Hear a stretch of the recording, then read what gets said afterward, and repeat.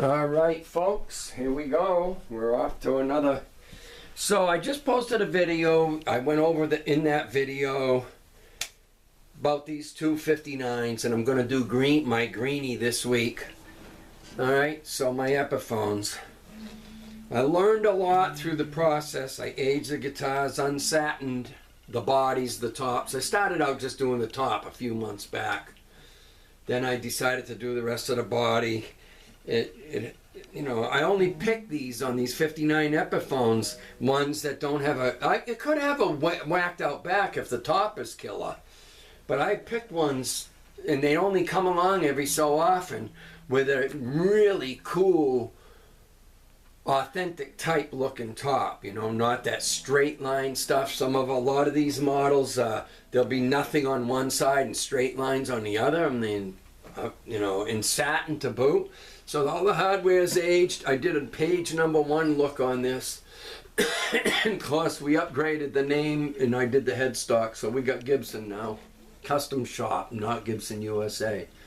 So when I price and post a couple of these on Craigslist this week, people are going to go, I can buy a Gibson for $2,700 or $28 or whatever. This ain't comparing to Gibson USA. And those things, this one weighs 8.4.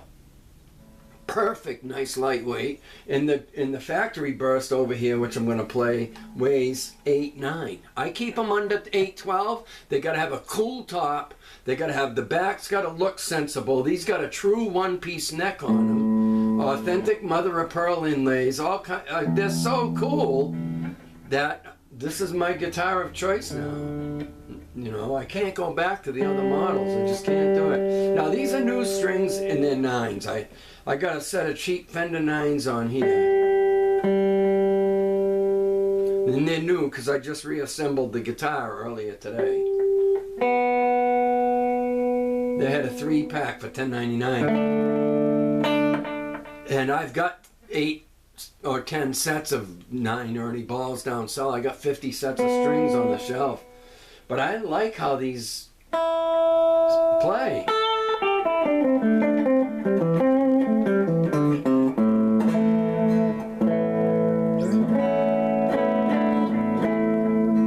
So,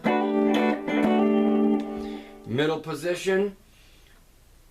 Seymour Duncan 59s. I did this again on purpose for the Jimmy Page look. I aged the pickup and the hardware and the tuners, everything on it, and did the headstock. I did everything to them from scratch, out of a labor of love.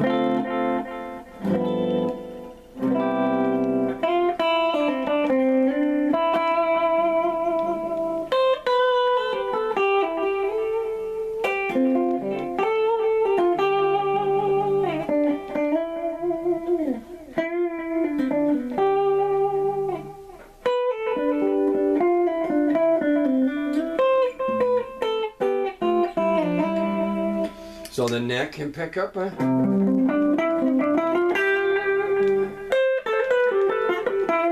I'm playing through a Cube 10 right here, 10GX, this little amp. What you're hearing is the face of the amp is up against this arm of the couch. So the tone of these guitars, even with these Seymour Duncans, the other one, my factory burst, has got the custom buckers in it. You know, those are big money pickups if you were to buy them separate. But these are phenomenal pickups. I got certain Damasios that are fantastic sounding. So...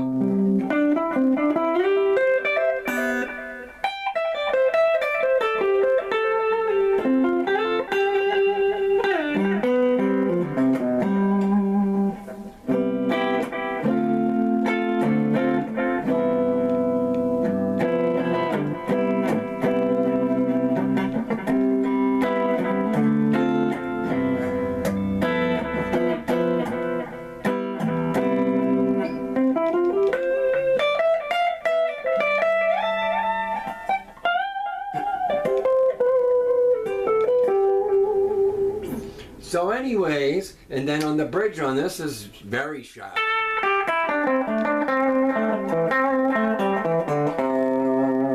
That's high quality. This is a high quality built and sounding guitar. Of course, I switched out the pops in it, but they stand right up against them custom buckers all day.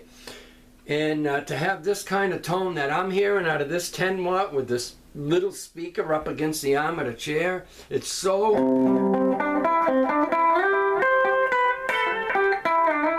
Of course, you can turn the tone.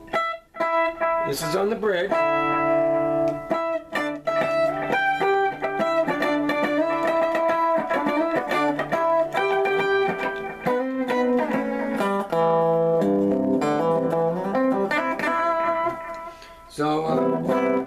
So there's that one. This is, I call it my Jimmy Page #1 style, with the double black and the bridge and the nickel and the... So this factory burst, look at the headstock, came out totally different on this. I used a different finish, finish. I used the same finish to, you know, hold everything. And but on this one, I didn't do this. I'm learning as I go. But this one in person looks cool as hell. It looks kind of shiny in places, and then it looks screwed up in other places. It looks like a real old one. And that one looks like a new custom shop. You know, so... and again, I aged the pickups and the hardware on this, and they came out so cool. Just subtle aging on everything. And aged the plastics a little bit. The tuners, but I'm, you know, sitting here, I was just noodling with the sound. Now this one's probably out, okay? This has got, I haven't touched this one since I assembled these. You know, again, I'm using 9s. This has got Ernie Ball 9s on it. I figured why not put some Fenders on that one. I like the bite of those Fender 9s. But it was quite a project disassembling these and then reassembling them. I'm taking the little grommets out of those holes, whacking those out. You better have them on the right kind of bracing so you don't break that headstock or whatever. And then putting them back in after.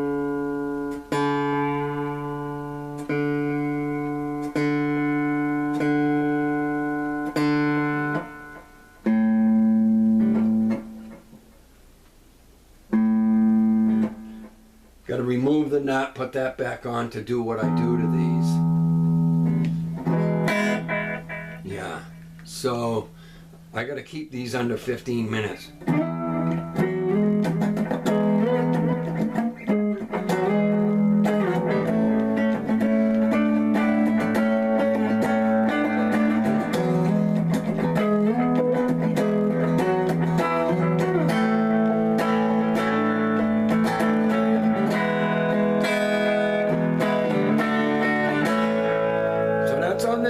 This is the custom buckers, and these are those are a little fatter, the neck on it. I like them both. Now here's the middle on this.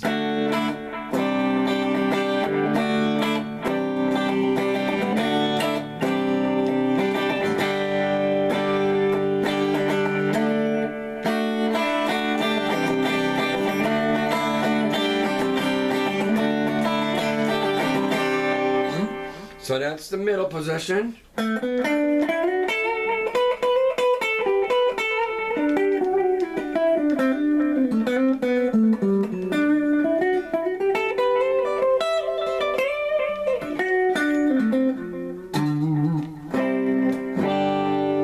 Bridge.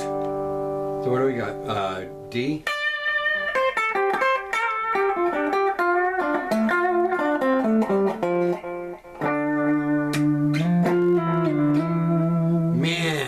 That tone, just a cube 10 watt. That's like $189 little amp, you know. And it, what am I doing?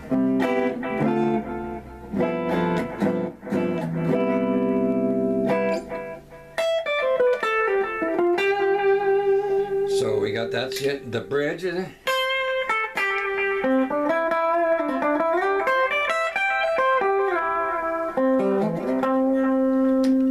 Middle.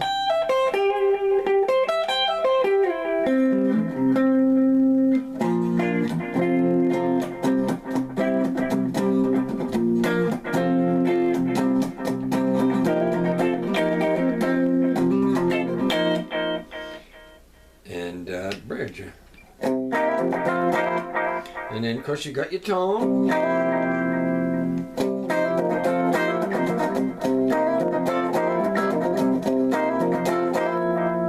But you got this little 10 watt amp with the speaker up against the arm of the chair. And an all tube amp like a Blues Junior or something. Oh my God. Killer. What was I in? C? Oh.